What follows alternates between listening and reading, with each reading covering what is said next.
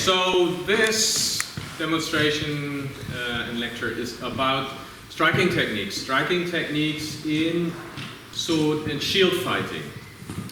We assume that buckler fighting, buckler combat, as reflected in the manuscript 133, is actually built up on sword and shield fencing of preceding centuries. Greg Melly was the first one to suggest that buckler fencing was so popular in the late 13th century and in the 14th century because when you were training sword and buckler, you were actually preparing yourself for the military sword and shield too. At that point, there probably was not that rift between armored and unarmored fencing. So basically what you were training in unarmored fencing was supposed to work in chainmail, for instance, too. So if we look at the striking techniques and the way that the sword is being used in 133, or high medieval or early late medieval sword and buckler, then it's very helpful to also look at sword and shield from preceding century, or the heater shield, the triangular shields from the early 14th century as well. If we pick up shields that are not bucklers, but they are typical for the period, like this is a comparably small one that is dated to the mid-14th century. So this is something that would be more or less contemporary with 133. Of course, in earlier periods, shields tend to be much bigger, so this one already is somewhat bigger than the one that I'm using here. But what is the original idea of a shield in the first place?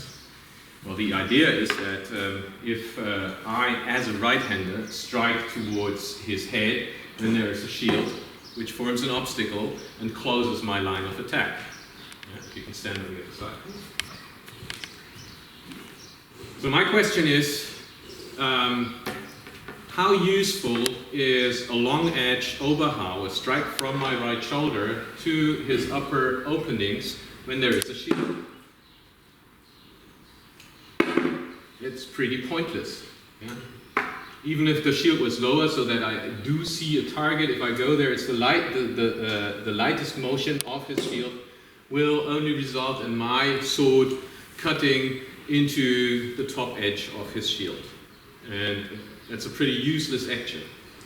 And this is a problem that sword and shield fighters were facing for centuries. So it's very likely to assume that striking with a long edge from your right shoulder was not something that was particularly important.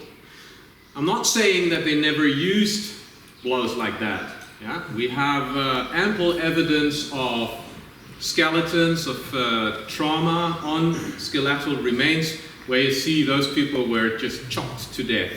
Like they're Alemannic skeletons where you can see, oh, somebody received multiple deep cuts into the neck. So this person was butchered. But we're not talking about killing people with a sword. We're talking about combat between people who have more or less matching equipment. So what we are interested in is the application of sword blows in actual combat, or particularly single combat, because this is what most of the sources are about. And when I'm training sword and shield against an opponent with matching equipment, then training an Oberhau that strikes with a long edge is a pretty useless action. If we look at Cornelius facing us, as he goes into a wood that looks like many of the miniatures we see from the period, and we see that this part here is well protected. Okay? So there's really no access to the target here.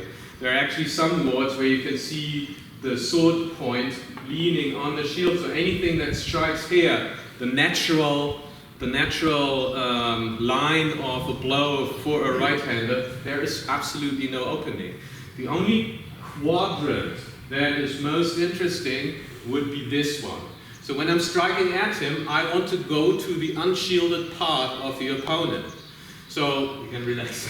So my striking techniques should be designed in such a fashion that at the end I will be able to access exactly this part of the opponent.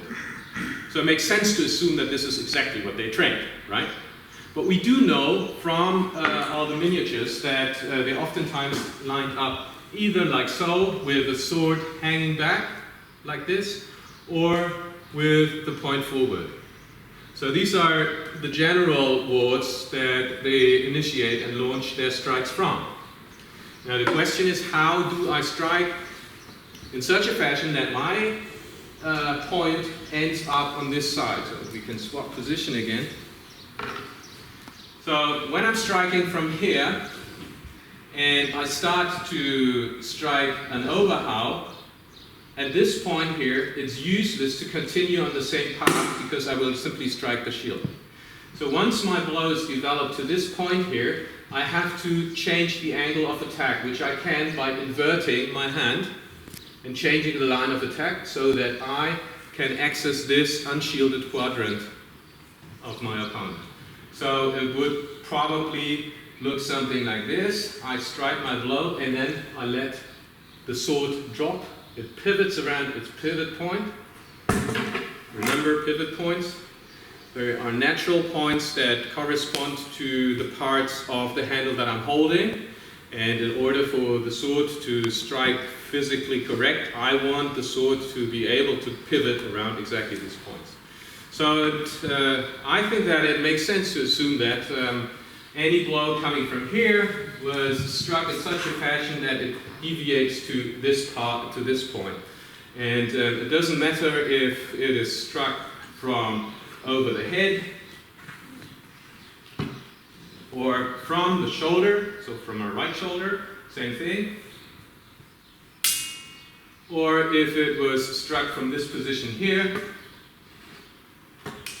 I will always strike in such a fashion that I end with an inverted hand and access this particular opening.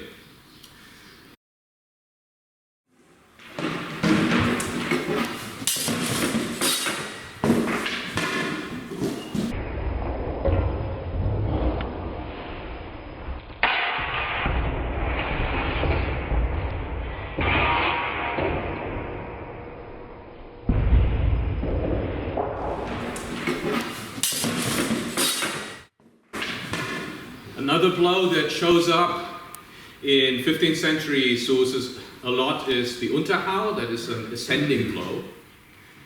Again, my question, if I want to strike an Unterhau, how useful a blow is that to get to its head? Yeah? I mean, I could try to go below here, but oftentimes what we see is that they're standing in such a fashion that the top edge is slightly leaning forward, and then the point of the shield is further back. So even if I try to get onto the inside of the shield, still I will be caught in the shield. So an ascending blow in sword and shield is pretty useless too, most of the time. And the bigger the shield, the less success. So if he takes an even bigger shield, the problem becomes even more apparent. So if Cornelius goes to a typical, that's a typical position, exactly. So this edge is leading while the point is slightly trailing. And oftentimes we see them standing in an inverted V, so the legs form an inverted V. The knee is usually not over the ankle in the 13th century and in the early 14th century. Probably because if you would go to a lunge with any action, getting back up with 20 kilo of armor and a helmet is really, really difficult. So it makes sense to have a really solid foundation for your armor torso, and that's probably why we see what we see in the miniatures. Now again, if with a bigger shield, same thing, a regular overhaul is a really useless blow. Likewise, going to an Unterhau, there's really nothing I can do with it. And I cannot even try to go around the edge here because you can simply follow it and deflect it. It's really easy. Just a little turn of his arms will render this totally futile. Okay, now let's look at 133. If our suggestion that medieval sword and shield informed 133 sword and buckler fencing holds any water, then the blows are supposed to be virtually the same. However, for many years when I came to one of the hallmark techniques of 133, namely a right overbind, followed by a shield strike, I would now use an Unterhau to cut to his face. This does work in technique training. But a very typical experience that I bet every one of you has made in sparring is that, while this works in technique training, if I do it in sparring, I shield strike, I now cut to him and he just so lifts his buckler and I miss. My Unterhau does not reach the target. It's really frustrating. I've done it multiple times in past years. I was so happy I got a proper right overbind. I did get my shield strike in and then I struck to the face and I could not hit him because my sword was deviated, being deflected by his buckler. What kind of blow was that I was just using?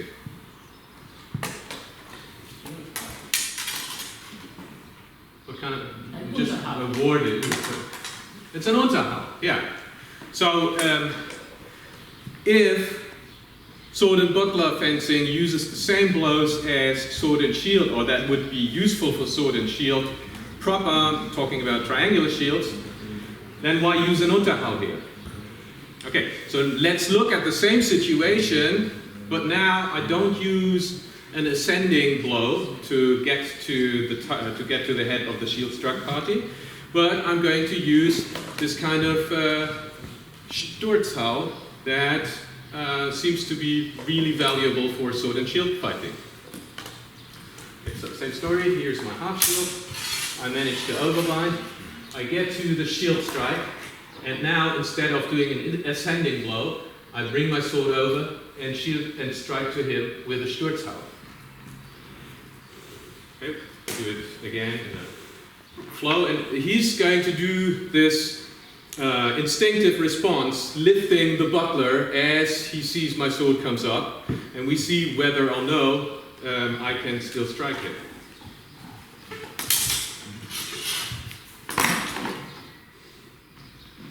I can, because I'm doing what makes a lot of sense for triangular shields. I'm actually deviating the obstacle that is the shield.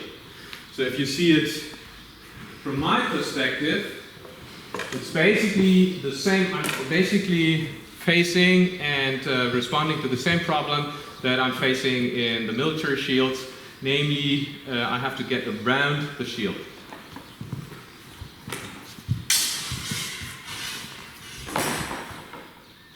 So you see, here's my sword, here's his buckler. It doesn't help him. Yeah? And so I think what we see in 133, when we see this typical situation where after a successful shield strike, the shield striker is cutting towards his opponent, what we see there is not the result of the sword ascending from the bind. So it's not this. It's actually this.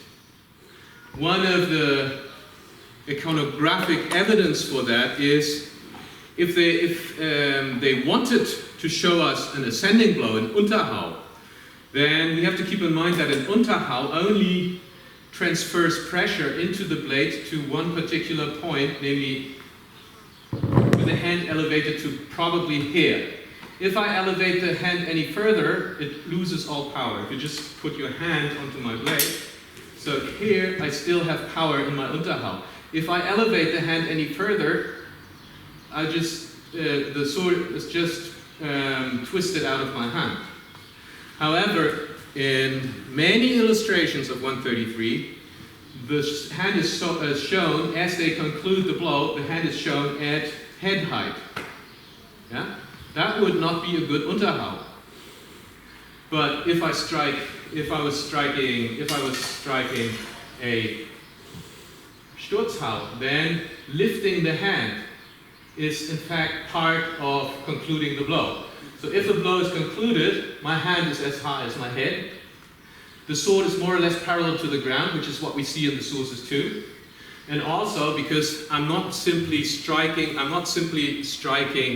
forward, but I'm also striking sideways, which gives the blade a longer acceleration path because it turns around this pivot point. And if I only go forward, I cannot lift my hand as effectively as if I was going sideways. Here I can lift the hand much higher, thereby the sword moving like a scale around this pivot point accelerates the blade point much more and plus has more impact. Interestingly, this also corresponds with a lot of trauma on skulls. So a lot of the skulls that have been excavated show lethal wounds, namely a slice of the cranium being cut off. And this cut is usually not near the temple, it's rather in the part of the back of the cranium. That's where a slice is missing. Now, if I wanted to cut off a slice of his skull here, there are not many angulations that I could hold my sword at to slice off this chunk of the head. But if I struck like so, if I struck like this, see, this would slice off a part of the cranium here. Or if the blow hits the other side, it would slice off a part of the cranium here. And both these wounds we do see occasionally. I have not yet checked statistics, but we do see them. And it's unlikely that these wounds were received as somebody was killed, slain, butchered. Because if somebody, as I said, if somebody's being butchered, you have really typical wounds like cuts to the neck, multiple deep cuts, instead of just slicing off a part of his skull. So, Cornelius asked the daring question, if this Sturzhau, so bringing my sword after I have overbound him, I have shield struck him, I just simply bring the blade on the other side and then strike here, deviating the obstacle that is the shield. If this is so successful with this particular technique, why not strike any blow in 133 in this fashion? So if I'm striking from right shoulder and he's in half shield, I strike to his head, it's really easy for him to check this. Likewise, if I'm striking from left shoulder and here I'm using a Sturzhau, however, it's always the same, the sword is always traveling on the same plane. And so the sword is traveling on one plane. It's really easy to check any such blow with his sword just being held up in a half shield-like fashion, and then he just checks it. However, what happens if I strike a Sturzhau? If he tries to deflect this, I can still cut at him. Doesn't matter which shoulder it comes from. See here, he checks it, so you just simply go around it. So the blade is not traveling in one plane, but it changes the angle of attack. And that's the main thing here. And let's look at fourth ward, attacking somebody from fourth ward. Boom. There's the blow.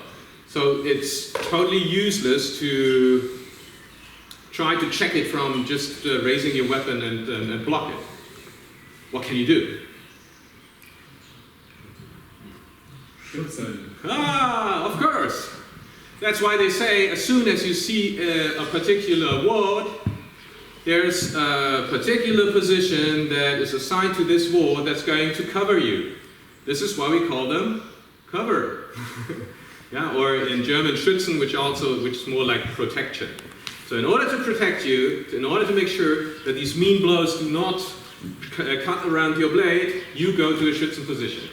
So if I strike from my left shoulder, if I go to third ward to strike this really mean blow, he goes to Schützen. Now, as I cut, I cannot change the angle of attack anymore. Yeah? If we look at striking from right shoulder,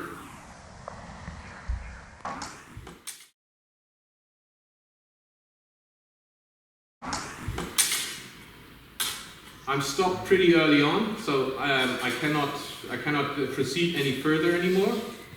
Even if I strike to this side and I try to go around this blade, I'm dead.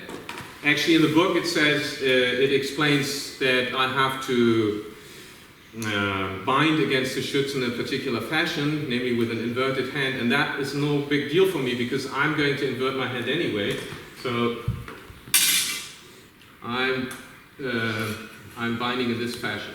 So we have not fully explored all of that, but it makes total sense to go to Schützen once all the blows that are struck from the respective wards are actually always turned into a Sturzhau, attacking the unshielded part of the face. Yeah? And today I was really happy that I was able to pull off so many, or complete so many shield strikes with actually hitting the opponent, because I was no longer frustrated with my ascending blow not hitting a target. There's actually two more things that you can do with this kind of blow. The first thing is not only, let's say, circumventing the opponent's shield, you just stretch out your shield, like by going here, for instance, going to the side. You can, of course, if you raise your arm, go above the shield. So not like that's the primary or most effective way of doing, but it's also a way to avoid the shield and still make a hit that is relatively good. The other thing is, even if it doesn't really hit immediately, you can see that the point is online. And this is something that is valid even for armored fencing. So it's probably even more important if we go back to the larger shields and imagine that we are wearing chainmail armor and wearing helmets, be they partially covering the face or completely covering the face. Then you want to get not only hit him, maybe he's wearing a battle helmet or something like that, then maybe the hit will be a nuisance but not necessarily killing him. You also want to get into this position where you can drive the point home into the weak spots of the armor. So here he is. Maybe he has hit my helmet, maybe he hasn't, but now he's in a position where he can put pressure on and drop the blade behind my shield, as you can see, put it on target, and then continue by driving the point into my chainmail or into the visor or whatever.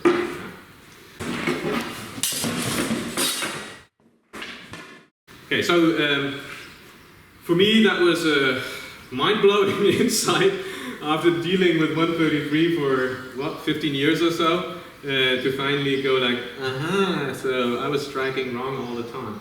So if you want to, if you find this intriguing too and want to experiment with it, you're most welcome to do so. And yeah, that was the end of the demonstration. Thank you very much.